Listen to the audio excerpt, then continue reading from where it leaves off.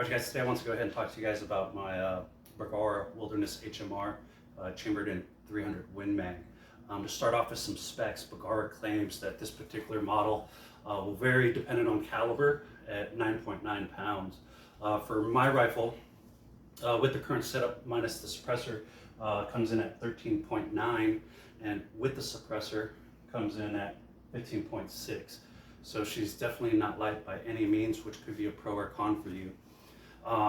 So far I've owned this rifle for a little bit over somewhere around like 2.5 years, and I currently have a round count of 260 rounds to her. Despite what you'll see at some point in this video, I do take her out to 1,000 yards, which was actually just yesterday.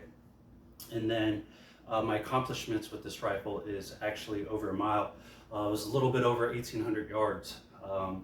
So I'm definitely happy with my purchase and impressed with this rifle, and I definitely do love this rifle. Let's see, we'll just jump right into my pros. Got some notes here I'm going to reference. Let's see, starting off for pros, the Wilderness model. The B14 Hunter model will come with a speckled black green stock and like this blued or whatever finish. This one comes with what I consider a nice colored finish with this gray stock here, which you can see up on the screen behind me. With a speckled black, I find it just more appealing, at least to me. And then also the Cerakote receiver barrel, and then a 360 brake on the end. And in my opinion, for not very much more. Let's see, next pro. In the initial barrel break-in and finding out which rounds it liked, I don't remember all the rounds I tried. I remember it was at least 3 or 4. Federal Sierra Match King 190s, Hornet 8 ELDM, I don't remember what they were, I think they were 195. And there was at least one other, maybe 2 others. All I remember was I was really impressed that I did have sub-MOA with multiple different choices that I was trying, with the goal of hoping it like the Federal Sierra Match Kings, which is what it is 0 to now, and which is what I've shot the most of. Remington 700 compatible, another huge pro. I think it's extremely smart of Bergara to go with the Remington 700 footprint. If you find yourself purchasing this rifle, one of the first things you're going to do is mount an optic.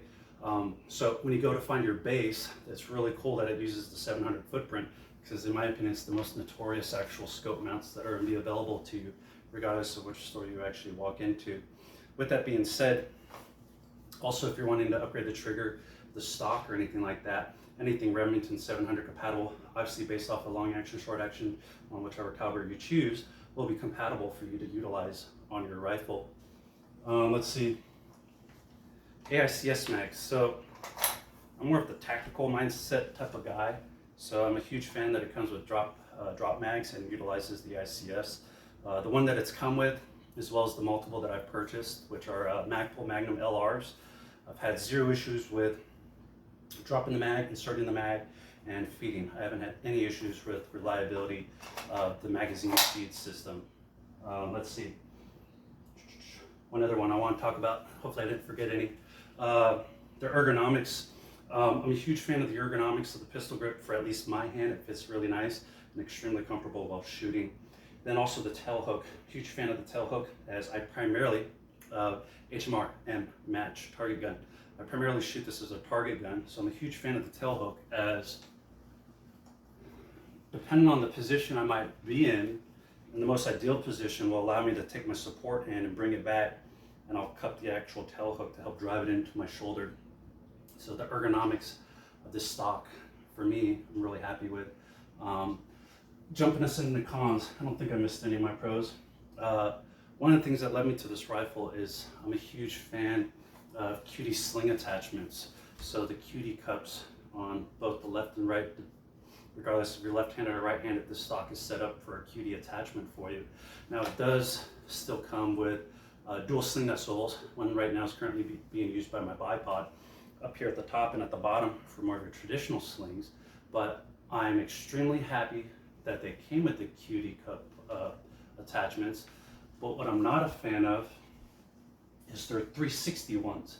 What does that mean? So it means that it can free spin, and one day you go to pick up your rifle, take it off, put it back on, whatever the case might be, and it could be all twisted, and having that on your shoulder is It's extremely uncomfortable, especially if you have a pack on as well.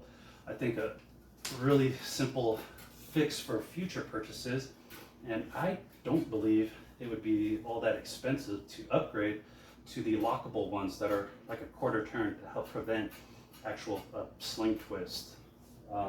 Let's see. Next con I found with mine is I love the capability for adjustment, so that way it will fit just about any shooter. It does come with a bunch of spacers for length of pull and an adjustable cheek riser. But with mine, as far as a con is concerned, with my current setup, with me shooting it, it's actually, I actually don't even use it. I always have it in the down position. But throughout an actual day of shooting, rucking, whatever the case might be, there's been multiple times that I'll look down, or at the end of the day, I'll notice that this thing has actually come up on me. And it would be nice if I had it tightened down and secured into a position, if it actually stayed in that position. Let's see, other cons. So I had talked about being a big fan of the Wilderness models. So Wilderness models is this color stock, Cerakote receiver bolt barrel, and then also the radial brake. Another thing which I've confirmed through looking up a bunch of pictures and stuff on this exact model is that, maybe I'm wrong, but there's pictures of it showing it, but I don't know if you can see it from here, but the Wilderness model also advertised an actual fluted bolt, and mine did not come with a fluted bolt. It would have been nice. It was one of the things that led me to this. I was really disappointed when I opened the box and realized it didn't have a fluted bolt. Nothing is wrong with the rifle. It actually works flawless, and mine at least is extremely smooth and easy to operate. But Bergara, it would have been nice to get my fluted bolt. So I'm gonna call that a con. Let's see. And we'll finish off with a pro con. It's both good and bad. Once again, HMR, hunting match rifle. So it's meant to be best of kind of like both worlds. With the target platform, a lot of times with your target rifles, you're gonna have like bull barrels and like just a heavier overall rifle. For target shooting, I actually love how heavy this thing is. It helps keep me on target after each shot to help identify hits or misses for follow-up shots.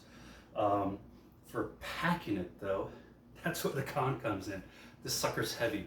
Now granted, most of you aren't gonna have a suppressor put in it at 15.6, so you might be in that 13.9 without a suppressor, depending on what scope you put on and if you leave your bipods on and everything.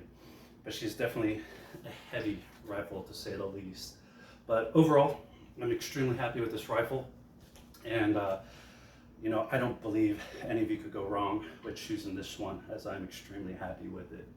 All right, you guys, thanks and have a good day.